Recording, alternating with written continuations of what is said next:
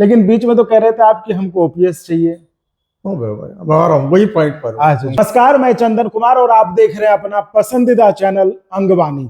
साथियों, हमारे साथ National Federation of Indian Railways के general secretary M Raghavaiah sir मौजूद हैं। सर, बहुत स्वागत है अंगवानी पर आपका। सर, नए साल की शुभकामनाओं के साथ हम इस चर्चा को शुरुआत करते हैं। नए साल में क्या क्या एजेंडा है कर्मचारियों के लिए? पिछले साल तो जो कर लिया सो कर लिया सर। एजेंडा तो बहुत भारी है, हाँ, लेकिन मैं मेन इश्यूज पे जी कर्मचारियों के सामने आपका माध्यम से रखेगा। हाँ मेन इश्यू है पेंशन, हाँ guaranteed pension, OPS, UPS, NPS. Now ये तीन पेंशन का फॉर्मूला आ गई। हाँ हाँ हाँ हमारा एनएफआईआर का कंसिस्टेंट स्टैंड है, जो ओपीएस में पेंशनर को बेनिफिट अलाउ किया, वो बेनिफिट यूपीएस माध्यम से इंश्योर करने का ड्यूटी बनता है सरकार का।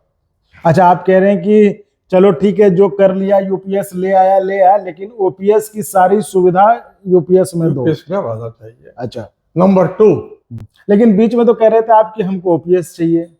अब आ रहा हूँ वही पॉइंट पर। अच्छा जी, रेल कर्मचारी का इश्यू में ओपीएस टोटली रिस्टोर करना पड़ेगा। अच्छा। कारण क्या है?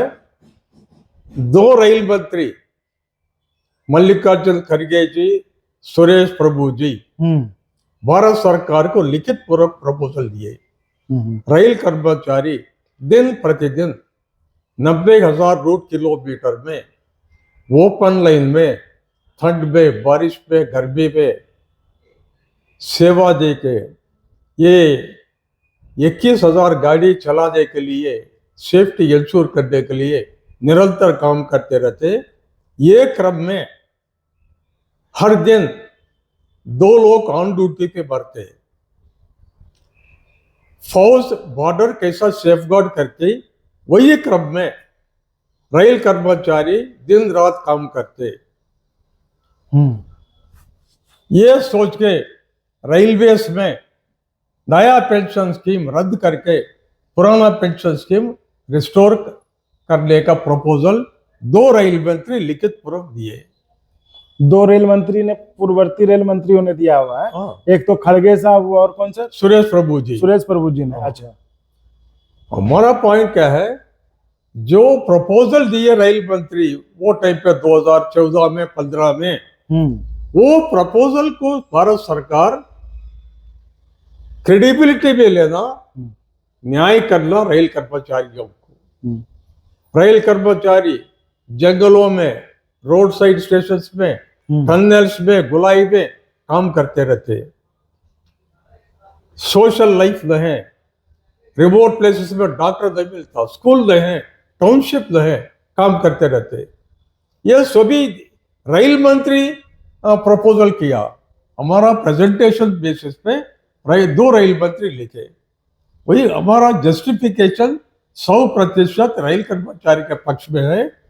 रेलवेज में ओपीएस रिस्टोर करने का ड्यूटी बनता है भारत सरकार का, यही पॉइंट है। अच्छा, आप ये कह रहे हैं कि रेलवे कर्म, भले आप जो है यूपीएस में ओपीएस की सुविधा दे दो, लेकिन रेलवे कर्मचारी को मतलब वही हूबहू वाला जो है कि आप कह रहे हैं कि ओपीएस एकदम दो उसको। जो 2 रेल मंत्री का प्रपोजल है, वो प्रपोजल का आप अग्री करिए। तो प्रपोजल यही है ना कि उनको ओपीएस देने का। ओपीएस यानी कि जैसे वो कंडीशन कारण क्या है? फौज के लिए, जैसे आर्मी के लिए है। रेल कर्मचारी को वर्किंग, आर्मी वर्किंग, आर्मी में कारगिल युद्ध में कितने लोग मर गए, लेकिन हर दिन प्रतिदिन रेलवेज में कैजुअलिटी रहती। अनिल काकोडकर जी, एटॉमिक एनर्जी पूर्व अध्यक्ष, high level safety committee report में क्लियरली लिखा है 1632 लोग मर गए 2.5 साल में ऑन ड्यूटी पे। विकलांग का संख्या अलग है, डिसेबल्ड अलग है। ये कंसिडर करते हुए भारत सरकार, भारतीय रेल में ओपीएस रिस्टोर करना पड़ेगा। सर, सुनने में तो बहुत अच्छा लगता है ये बात, वही बोल रहा हाँ, लेकिन क्या ये जैसे आप लोग जाएंगे तो सरकार से मतलब इतनी बड़ी यूनियन आपकी, मतलब जोर से कहेंगे तो सरकार तो मान ही लेगी, और वो भी पूर्व रेल मंत्रियों ने ये प्रस्ताव दिया है, तो इसके लिए क्या करेंगे? मतलब मनवा लेंगे सरकार से, मनवा पाएंगे? ये हमारा दुर्भाग्य है, सरकार जस्टिस करने को तैयार नहीं है, समस्या है। यही पॉइंट भाई पेंशन रिव्यू कमेटी चेयरमैन का साहब ने रखा। अच्छा, ये पॉइंट रखा भी, रेलवेज पे चेकअप करिए। अच्छा, ये पॉइंट आपने रखा। अच्छा, दूसरी पॉइंट, रेल कर्मचारियों का पेंशन रेल का आमदनी से पेमेंट करते हैं, भारत सरकार का नहीं है। अच्छा, रेल पेंशन लाइबिलिटी, अच्छा, पेंशन जो रेल अपने इनकम से करते हैं, पेंशन लाइबिलिटी रेलवे जो कमाती भारतीय रेल, वो अर्निंग से पेंशन का लाइबिलिटी फेस करती भारतीय रेल। ये दूसरी पॉइंट है।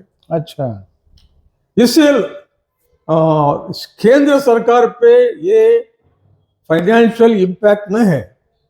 हम काम करते, कमाते, तनख्वाह देते, पेंशन देते, ये सिस्टम है। अच्छा, ये पॉइंट को सरकार वेटेज देना पड़ेगा।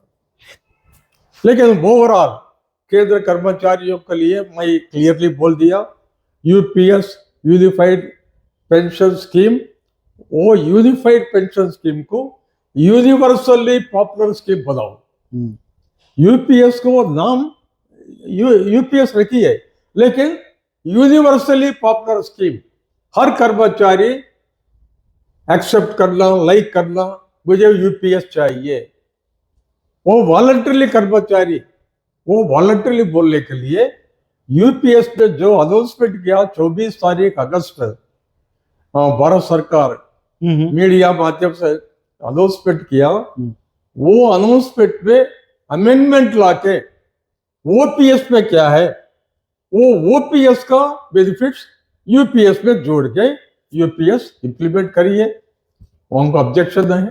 तो फिर आप रेलवे के लिए अलग से क्यों मांग रहे हैं? जब ओपीएस है तो यूपीएस में जब आ ही जाएगा तो यूपीएस जब वो आएगी, हाँ, जब ओपीएस का बेनिफिट यूपीएस के माध्यम से आएगी, मैं नहीं पूछेगा रेलवे के लिए ओपीएस रिस्टोर करो, नहीं पूछेगा। अच्छा, अच्छा, आप कह रहे हो वो जब आएगा सो आएगा, अभी फिलहाल जो है तुरंत ओपीएस लागू करो रेलवे वालों के लिए। मैं क्या है, आपका माध्यम से भाई जस्टिफिकेशन आपका सामने रखा। भारत सरकार सोचना पड़ेगा रेल का वर्किंग, कितना कठिन परिस्थिति में रेल कर्मचारी काम करता ओपन लाइन पे, लाइफ रिस्क है, डिसेबिलिटी की संख्या बढ़ रहा है। वो ये मेरा सर्टिफिकेट नहीं, 2 रेल मंत्री भी सर्टिफाई किया। मैं सरकार को कन्विंस करने के लिए मैं फैक्ट सभी आपका माध्यम से सरकार का सामने। सर यही तो मैं पूछ रहा हूँ कि ठीक है, बहुत बढ़िया, सुनने में बहुत अच्छा लगता है, और मुझे लगता है तमाम रेल कर्मचारी सुन के एकदम गदगद हो जाएगा, उनका दिल जो है गार्डन गार्डन हो जाएगा। लेकिन क्या आप लोग सरकार से उनके मतलब पुराने रेल मंत्री जो थे उनकी जो बात थी, जो अनुशंसा थी, क्या आप लोग मनवा पाएंगे सरकार से? क्योंकि आप लोग तो पेंशन में भी अभी तक नहीं मनवा पाए। तो क्या ये लगता है कि ये जो बात है जो 2 पूर्व मंत्रियों ने कहा है, आप नहीं कह रहे, मंत्रियों ने कहा, क्या उसकी ही बात सरकार से मनवा पाएंगे? इतना लगता है कि हाँ कर लेंगे? मेरा ड्यूटी है, मेरा कर्मचारी की इतना लड़ना पड़ेगा।